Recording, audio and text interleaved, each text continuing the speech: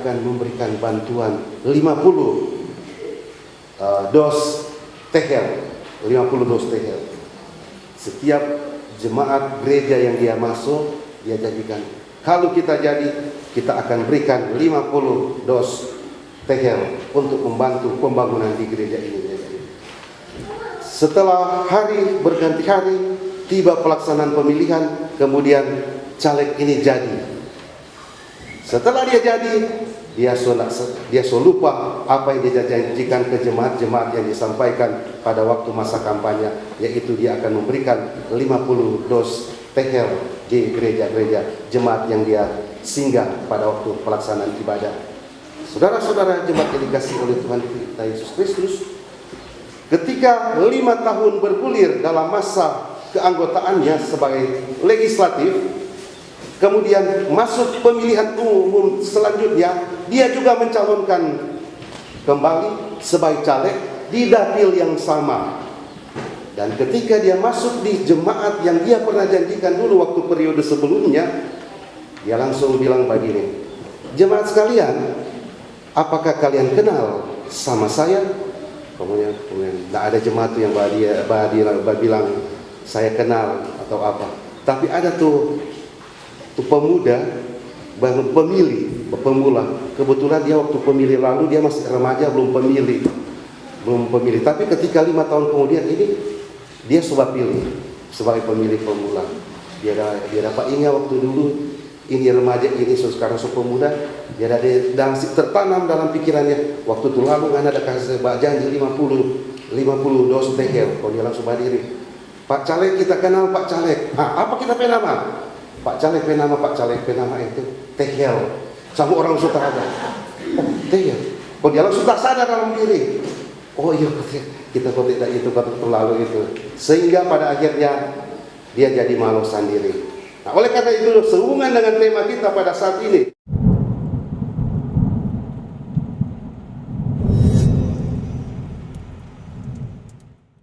dan cerdas memilih pemimpin.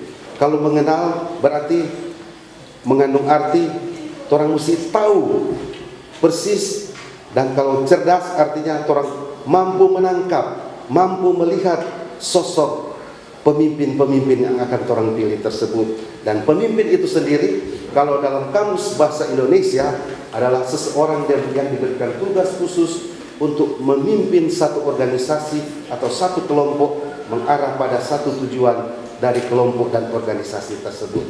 Nah, itu penjelasan singkat sedikit atas tema yang akan kita renungkan di sepanjang minggu yang berjalan ini.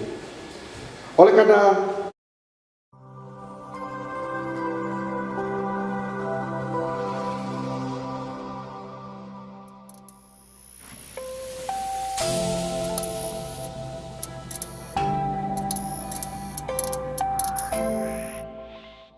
kekuatan Roh Kudus lewat doa, mari kita berdoa.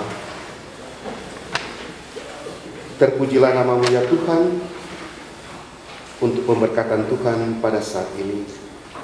Tuhan perkenankan bagi kami yang boleh berkumpul, beribadah, memuji, memuliakan nama Tuhan di persekutuan ibadah di rumah gereja ini.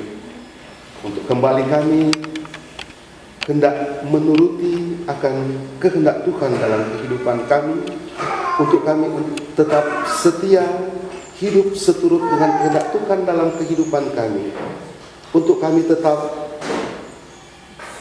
mengikuti jalan yang dikehendaki Tuhan dalam kehidupan kami, lewat kami hendak mempelajari akan sebagian isi firman-Mu dalam Alkitab, untuk nantinya kami akan pelajari, renungkan itu untuk menjadi kekuatan bagi kami di dalam kami menjalani kehidupan ini dengan berkat firman Tuhan dalam kehidupan kami. Terima kasih ya Tuhan, berfirmanlah kepada kami, karena sesungguhnya kami sudah siap untuk membaca dan merenungkan akan Injil sabda firman-Mu. Di dalam nama Tuhan Yesus Kristus, firman yang hidup, firman yang kekal, kami berdoa, bersyukur kepadamu. Amin.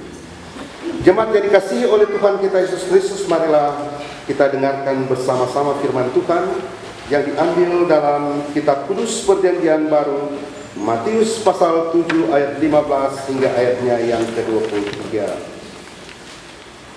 Injil Matius pasal 7 ayat 15 hingga ayatnya yang ke-23 oleh Lembaga Alkitab Indonesia diberikan judul Hal Pengajaran yang Sesat.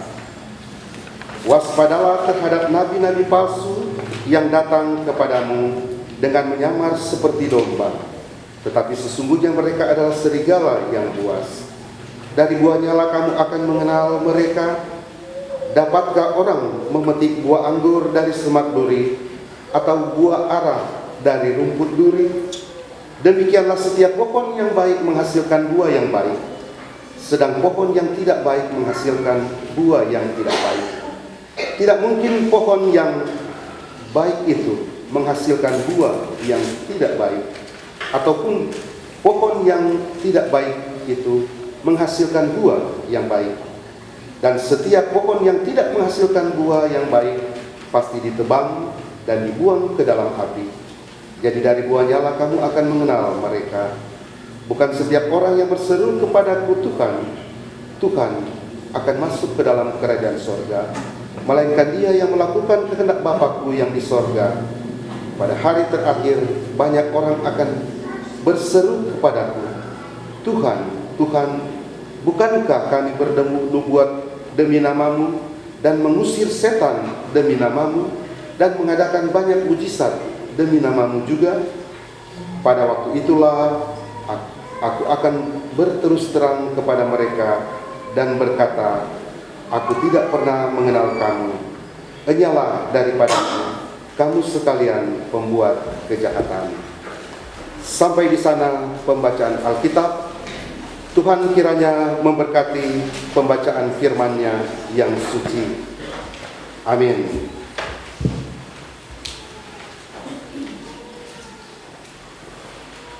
Jemaat yang dikasihi oleh Tuhan kita Yesus Kristus, salam sejahtera buat kita sekalian. Shalom. Damai di hati.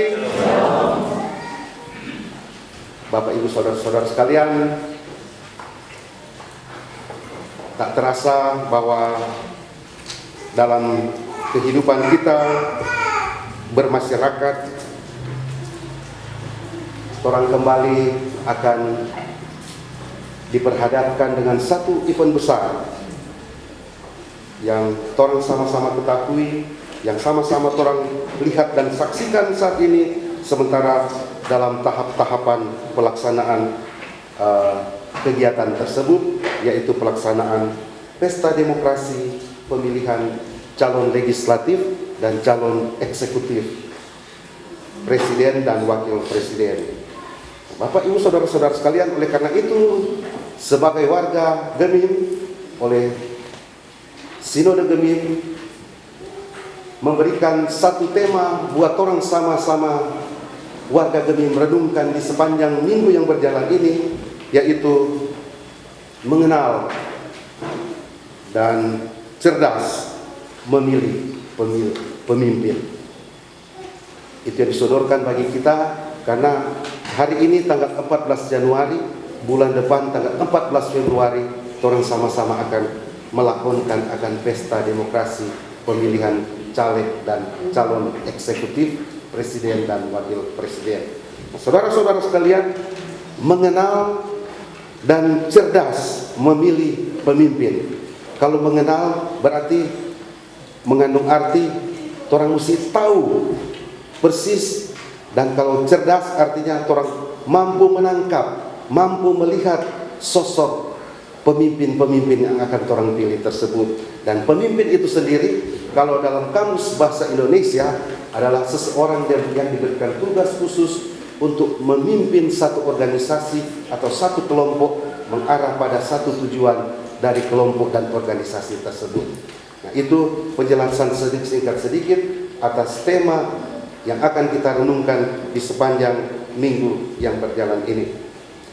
Oleh karena pesta demokrasi yang akan orang lakonkan bersama, sebagaimana tadi disampaikan, tahapan demi tahapan. Kalau saat ini mungkin sementara tahap dalam kampanye, ya kan, PPK, ada PPK di PPS. Torang boleh sejadak mau jadi hal yang lumrah pada orang. Kalau torang boleh lihat bertaburan-taburan baliho caleg dan cawapres calon eksekutif. Itulah dinamika yang torang lihat dan torang rasakan saat ini dalam rangka torang menyongsong akan pelaksanaan pesta demokrasi pemilihan umum. Saudara-saudara jemaat yang dikasihi oleh Tuhan kita Yesus Kristus, ada satu cerita. Tapi ini tidak terjadi di daerah Sulawesi Utara, yang tidak terjadi di Kabupaten Minahasa, yang tidak terjadi di Kecamatan Rumbokan. Ada tuh seorang caleg, dia ketika dalam tahapan kampanye, dia menjanjikan hal-hal yang dia hadir dalam suatu forum ibadah jemaat. Dia menjanjikan pada waktu itu dia akan memberikan bantuan 50 dos tehel, 50 dos tehel. Setiap jemaat gereja yang dia masuk, dia janjikan, kalau kita jadi, kita akan berikan 50 dos tehel untuk membantu pembangunan di gereja ini. Setelah hari berganti hari, tiba pelaksanaan pemilihan, kemudian caleg ini jadi. Setelah dia jadi, dia lupa apa yang dia janjikan ke jemaat-jemaat yang disampaikan pada waktu masa kampanye, yaitu dia akan memberikan 50 dos tehel di gereja-gereja jemaat yang dia singgah pada waktu pelaksanaan ibadah. Saudara-saudara jemaat yang dikasihi oleh Tuhan kita Yesus Kristus, ketika 5 tahun bergulir dalam masa keanggotaannya sebagai legislatif, kemudian masuk pemilihan umum selanjutnya, dia juga mencalonkan kembali sebagai caleg di dapil yang sama. Dan ketika dia masuk di jemaat yang dia pernah janjikan dulu waktu periode sebelumnya, dia langsung bilang begini, jemaat sekalian, apakah kalian kenal sama saya? Kemudian tidak ada jemaat yang bilang saya kenal atau apa. Tapi ada tuh pemuda, pemula. Kebetulan dia waktu pemilih lalu dia masih remaja, belum pemilih. Tapi ketika 5 tahun kemudian ini dia coba pilih sebagai pemilih pemula. Dia dapat ingat waktu dulu ini remaja, ini sekarang pemuda, dia ada tertanam dalam pikirannya. Waktu itu lalu ada kasih janji 50 dos tehel. Kalau dia langsung berdiri, Pak Caleg kita kenal Pak Caleg. Apa kita penama? Pak Caleg penama itu tehel. Sama orang langsung terada. Oh tehel. Kalau dia langsung tak sadar dalam diri. Oh iya kita kok tidak itu kata terlalu itu. Sehingga pada akhirnya dia jadi malu sendiri. Nah, oleh karena itu sehubungan dengan tema kita pada saat ini, mengenal dan cerdas memilih pemimpin.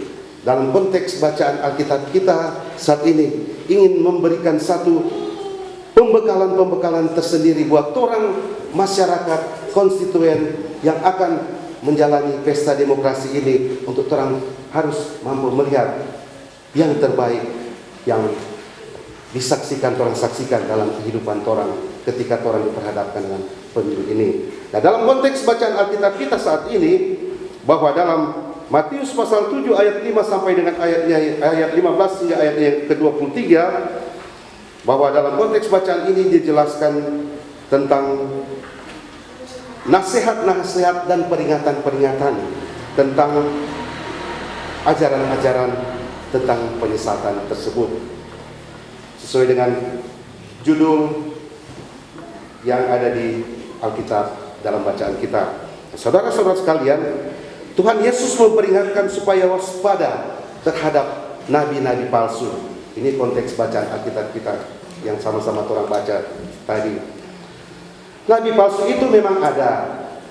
Jadi kita diingatkan untuk orang harus waspada terhadap nabi palsu yang saat ini tanpa orang rasakan, yang tanpa orang sadari, sementara ada dalam sekitar kehidupan orang kemanapun orang pergi. Orang berada di dekat rumah pator atau di jauh rumah pator, di Manado atau di mana pun semua, orang tanpa sadari bahwa nabi-nabi palsu banyak hadir berkeliaran dalam kehidupan kita. Dalam perjanjian lama kita menemukan nabi-nabi palsu. Disampaikan bahwa dalam perjanjian lama tersebut juga diterangkan akan nabi-nabi palsu itu ada. Begitupun juga dalam perjanjian baru, sebagaimana bacaan Alkitab kita jelas tertulis bagaimana peran yang dilakukan oleh nabi-nabi palsu. Dalam sejarah gereja pun orang sama-sama melihat sering tampil di tengah-tengah kehidupan kita orang percaya, di jemaat kita ataupun jemaat tetangga, jemaat di mana. Bukan cuma ditujukan kepada Persus, semua jemaat, bukan berarti cuma Persus ada dikategorikan untuk sebagai nabi palsu, tapi tanpa disadari jemaat juga bisa dikategorikan sebagai nabi-nabi palsu. Karena ketika mampu melakukan hal-hal yang tidak berkenan dengan Tuhan sesuai dengan ajaran Tuhan, maka jemaat juga bisa dikatakan sebagai nabi-nabi palsu, bukan cuma ditujukan kepada seluruh Persus yang ada. Nah, peringatan Yesus dalam sesuai dengan bacaan Alkitab kita saat ini terhadap nabi palsu tersebut mengasumsikan akan tolak ukur untuk orang lebih memahami ciri-ciri yang ditampilkan oleh nabi-nabi palsu tersebut. Perjanjian lama, nabi palsu sejati adalah orang-orang yang mengajarkan kebenaran berdasarkan ilham yang diperoleh dari Allah, sedangkan nabi palsu adalah orang yang mengatakan mendapatkan ilham yang dari Allah tapi tidak mengajarkan apa yang diilhamkan oleh Allah kepada orang tersebut untuk disampaikan kepada orang-orang yang ada di sekitarnya. Nah, dalam konteks sekarang, nabi-nabi sejati tersebut menyebutkan diri sebagai pelayan Tuhan, sebagai orang-orang yang dekat dengan Tuhan, sebagai orang-orang yang taat kepada Tuhan, melakukan apa yang dikehendaki, apa yang disampaikan oleh Tuhan untuk disampaikan kepada orang lain, tetapi tidak mengarahkan arahan tersebut untuk menjadi pegangan orang lain untuk hidup sesuai dengan apa yang Tuhan kehendaki dalam kehidupan jemaat saat ini. Nabi-nabi palsu itu datang menyamar seperti domba, seperti dalam bacaan Alkitab kita, tetapi sesungguhnya mereka adalah serigala yang buas. Diumpamakan sebagai seekor domba, tapi sebenarnya mereka adalah serigala yang buas. Kalau domba, kalau orang so tarik pada dia perlu tak ikut-ikut. Kalau orang gunting dia peramu dia cuma tabah yang badian. Nah, nabi palsu ini mengkategorikan atau mengindikasikan diri sebagai domba, padahal sebenarnya mereka adalah serigala yang buas. Serigala yang buas diartikan bahwa orang yang, kalau serigala dia mampu, dia suka sekali mau makan itu domba-domba yang ada, domba-domba yang lugu, yang termasuk orang-orang yang jemaat yang suka beribadah, tapi karena pengaruh dari serigala yang buas sehingga itu jemaat yang dikategorikan sebagai domba-domba yang sangat-sangat setia kepada Tuhan, setia kepada akhirnya ikut seiring dengan buasnya serigala tersebut. Tuhan Yesus katakan bahwa nabi-nabi palsu itu ada dan pasti dia tidak akan lenyap dalam kehidupan kita sebagaimana bacaan kita. Nah, saudara-saudara sekalian, dalam bacaan kita juga dikatakan Tuhan Yesus berkata, dari buahnya lah kamu akan mengenal mereka. Setiap pohon yang menghasilkan buah yang baik, sedang pohon yang tidak baik menghasilkan buah yang tidak baik. Ini mengindikasikan bahwa ketika pohon yang sudah tidak berbuah berarti mati. Ketika pohon yang bertumbuh bagus pasti dia akan berbuah. Nah, pohon itu tidak dapat menyembunyikan dirinya untuk waktu yang lama. Cepat atau lama, pohon itu akan menyingkapkan dirinya sendiri. Itu tentu ketika orang boleh lihat, dia bisa menghasilkan buah yang baik, sebagaimana buah yang boleh diberikan, diajarkan oleh Tuhan Yesus Kristus lewat buah-buah roh. Nah, inilah yang menjadi satu gambaran dalam konteks bacaan Alkitab kita, bahwa ketika dalam kehidupan juga orang sebagai umat yang percaya kepada Tuhan, yang mampu memberikan buah-buah kepada orang lain, maka itulah yang Tuhan harapkan dalam kehidupan kita dalam konteks bacaan Alkitab kita saat ini. Nah, saudara-saudara sekalian, dari hal-hal yang boleh dijelaskan ini dapat orang tarik satu benang merah, satu kesimpulan, bahwa ketika dalam kerangka ajaran ini sejatinya kita harus mampu dalam kita menjalani apa yang akan orang lewati, yaitu pesta pemilihan umum. Orang harus sadar bahwa jangan orang terlena dengan hal-hal yang orang anggap enak didengar, tetapi pada akhirnya dia berbuah tidak enak dalam kehidupan pribadi, tetapi dalam kehidupan juga berjemaat. Banyak rayuan-rayuan yang mengindikasikan hal-hal yang positif, tetapi pada akhirnya dia bermuara pada hal-hal yang negatif. Dia menyamar seperti sebagai seekor domba, tetapi pada akhirnya dia adalah sebagai serigala yang buas. Ini boleh dapat orang pahami bersama tuh. Nah, bagaimana orang mencermati akan hal ini dalam kehidupan kita ketika orang hendak melakukan itu dalam orang memilih akan pemimpin-pemimpin kita yang nantinya akan orang pilih dalam pelaksanaan pemilihan umum ini. Orang kalau di jemaat sendangan ataupun di jemaat di luar sendangan yang dekat-dekat yang orang kenal itu caleg-caleg, ada Pak Andre, Pak Rio, ada juga di luar-luar. Orang semua tahu semua orang track record. Jadi orang semua tergantung orang hati dan pikiran orang untuk orang pilih mana yang terbaik, yang sesuai dengan pikiran perasaan kita dan sesuai dengan apa yang boleh dijelaskan tadi, yang tentunya berbau atau seperti domba-domba yang mulus-mulus, yang bagus-bagus, yang gode-gode, yang mampu memberikan buah yang terbaik untuk orang sebagai jemaat, yang mampu memberikan buah yang terbaik buat pribadi caleg tersebut, yang mampu memberikan buah yang terbaik buat jemaat masyarakat. Itulah tentunya yang orang boleh nyatakan itu dalam orang hendak menyatakan orang pilihan. Memang dalam kehidupan orang tentu terkadang ada banyak rayuan-rayuan yang datang dalam kehidupan kita, tetapi ketika orang yakin dan percaya bahwa yang terbaik yang sudah dipraktekkan oleh orang calon-calon pemimpin ini, maka tentunya itulah yang akan menjadi pilihan kita, dengan tentu tetap bersandar kepada Tuhan, melibatkan Tuhan dalam kehidupan kita. Orang hendak memilih yang terbaik, pasti Tuhan berikan dalam kehidupan kita, dalam hati dan pikiran kita untuk menetapkan ini yang akan orang pilih. Tetapi juga dalam kehidupan kita bahwa banyak godaan-godaan lain juga yang timbul dalam orang hendak melakukan akan mempraktikkan akan pesta pelaksanaan pemilihan ini. Misalnya ada pengaruh tekanan-tekanan dari unsur ini unsur itu, sehingga orang kata hati yang sesuai dengan orang hati sendiri, keinginan akhirnya tidak sesuai dengan hati dan pikiran orang tersebut. Tetapi ketika orang mampu mengarahkan hati dan pikiran orang untuk yang terbaik, seperti tadilah yang boleh disampaikan. Ini berarti orang cerdas melihat calon pemimpin kita, sebagaimana tema. Selain orang mengenal, tapi orang cerdas melihat, walaupun banyak godaan-godaan, walaupun banyak tawaran-tawaran, tetapi karena orang cerdas melihat, inilah yang terbaik, itulah yang orang pilih. Saudara-saudara sekalian, dalam kehidupan orang memang sangat-sangat juga sulit.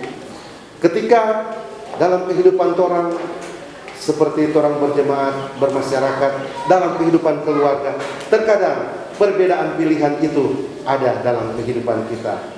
Oleh karena itu, apa yang pendeta sampaikan, tetap mengutamakan kasih dan kedamaian.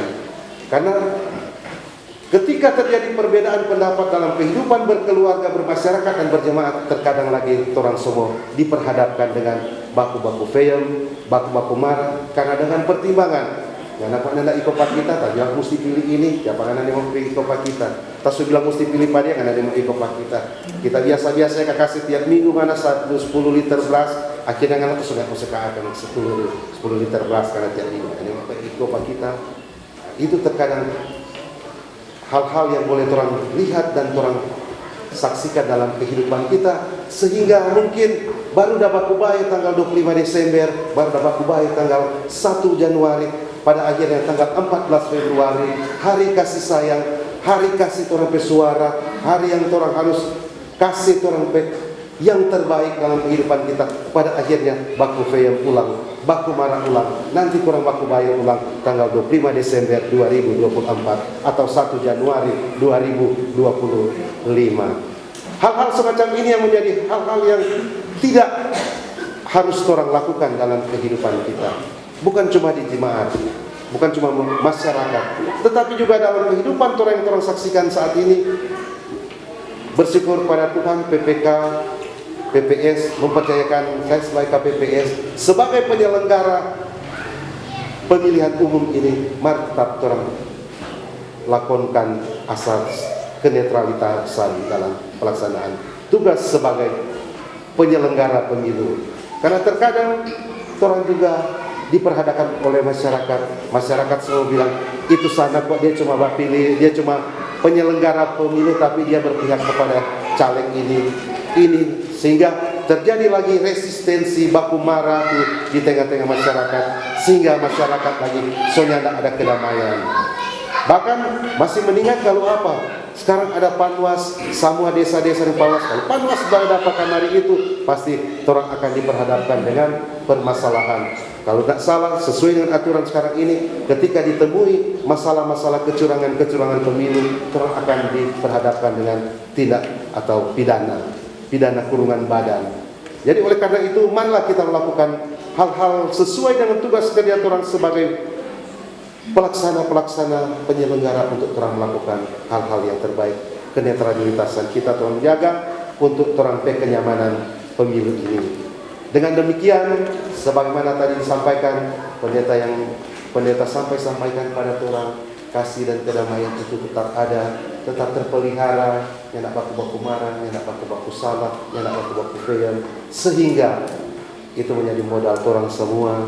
Dengan kasih yang terus utamakan, kedamaian yang terus utamakan, sama dengan pendeta bilang, kalau terus utamakan kasih dan kedamaian itu, pasti orang akan menggapai akan Yerusalem yang baru, ibu kota Yerusalem yang baru, bumi yang baru, langit yang baru. Langit yang baru, bumi yang baru, ibu kotanya Yerusalem yang baru. Itu pendeta yang sampaikan waktu lalu, waktu itu Natal dan tahun baru. Praktek Yerusalem yang baru, sebagaimana pendeta sampaikan pada waktu yang lalu. Tuhan Yesus memberkati kita sekalian. Amin.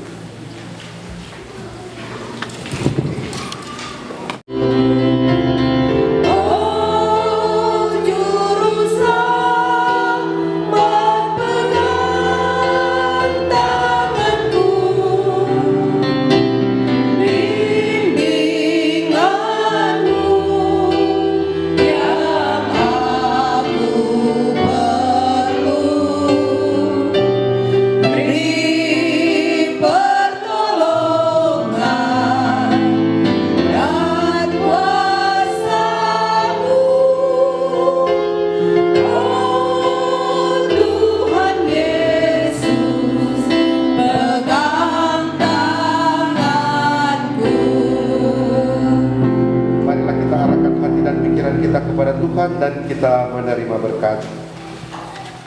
Kasih karunia Tuhan Yesus Kristus dan kasih Allah dan persekutuan Roh Kudus menyertai saudara sekalian.